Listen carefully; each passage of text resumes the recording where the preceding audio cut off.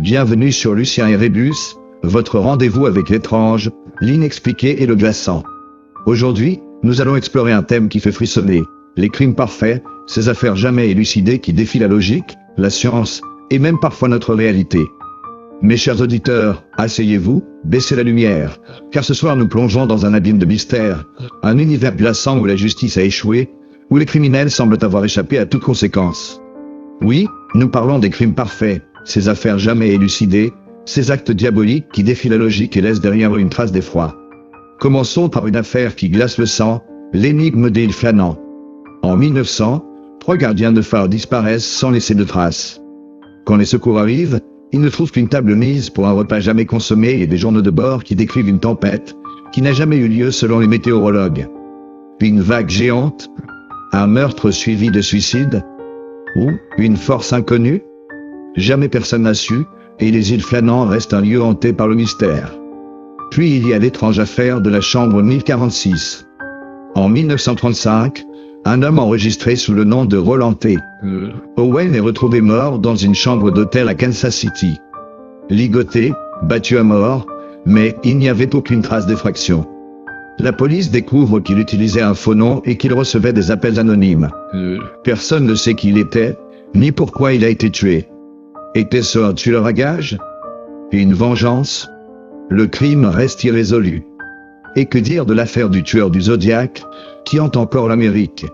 Ce meurtrier en série a terrorisé la Californie dans les années 60 et 70, envoyant des lettres codées à la presse, narguant la police avec des indices, mais jamais arrêté. Certains pensent que les autorités savaient qui il était mais n'ont jamais révélé son identité. Pourquoi? Pour protéger un élément perturbateur lié au gouvernement? Ou parce qu'il était l'un des leurs? Les dernières théories pointent vers un professeur obscur, mais la vérité reste évasive. Plongeons maintenant dans l'énigmatique affaire de la famille Jamison, disparue en 2009 dans les montagnes de l'Oklahoma.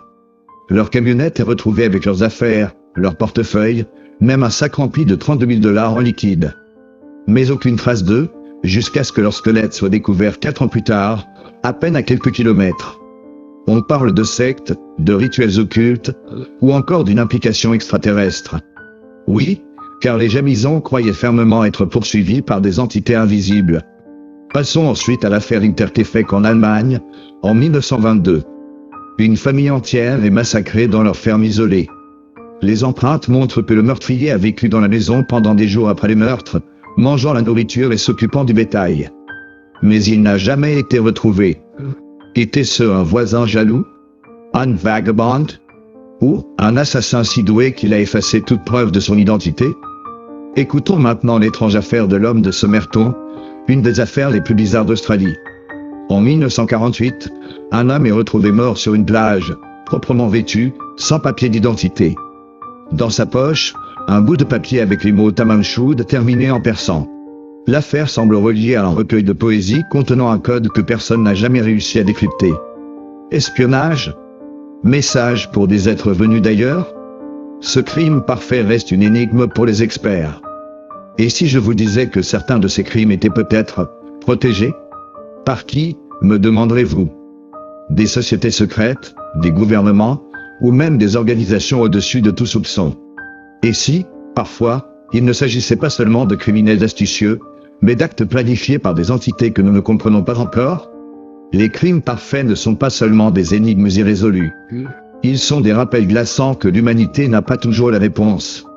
Alors, quand vous éteindrez la lumière ce soir, pensez à ceci. Jusqu'à quel point les criminels parfaits nous entourent-ils invisibles, insaisissables, et toujours prêts à frapper? Merci d'avoir été avec nous sur Lucien et Rébus. N'oubliez pas de vous abonner, d'aimer et de partager pour découvrir encore plus de mystères et de récits effrayants.